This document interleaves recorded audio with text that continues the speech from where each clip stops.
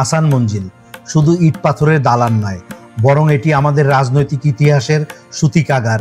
এখানেই জন্ম নিয়েছিল মুসলিম লীগ, এখানেই গড়ে উঠেছিল নবাবদের সংস্কৃতি, আর এখান থেকেই আমরা পাই এক টুকরো ঢাকা শহরের অতীত।